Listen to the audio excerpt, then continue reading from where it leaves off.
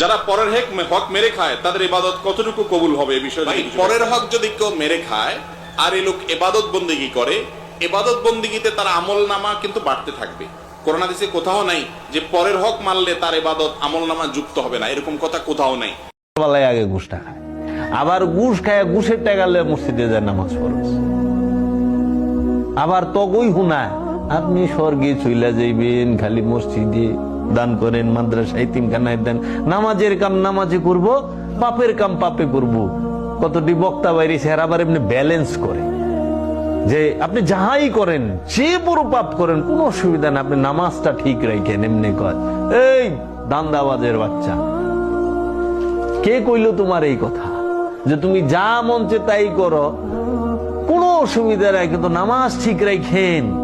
নামাজের হিসাব নামাজে আর পাপের হিসাব পাপে। কই পাইলেন? কোরআনে কোন হানে কথাটা কইলো? হাদিসে কোথায় কইলে কথা যে তুমি পাপও করো সালাতও করো? আল্লাহ কি কইছে?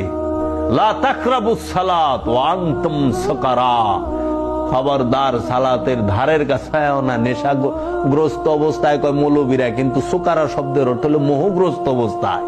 মোহগ্রস্ত অবস্থায় সালাতের ধারের কাছেও যায় না। আর সুদ খাইয়া দাঁড়ে নামাজ পড়স, তুই কি কারে কি মনে করস? আল্লাহ কি দেখে না? আল্লাহ কি জানে না তোর কথা? নামাজ হইলে ইমানদারে কইছে ইয়া আইয়ুহাল্লাযিনা আমানু আকিমুস সালাত ওয়া আতুজ যাকাত, হে ইমানদার সালাত কায়েম করো, যাকাত আদায় করো। যে সুদ খায় সে কি ইমানদার? যে ঘুষ খায় সে কি ইমানদার?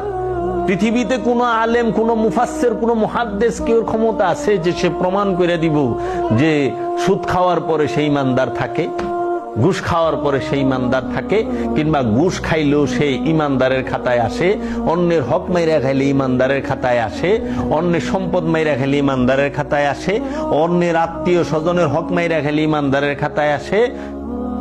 পারবো? যে ইমানদারি না হেরাবার নামাজ কি? কোরআন নিজে কইতেছে আরাইতাল্লাযী ইউকাজ্জিবু বিদ্দিন, তুমি কি ওই ব্যক্তিটাকে দেখছো যে দিন থেকে সর্বপ্রথমই বাদ?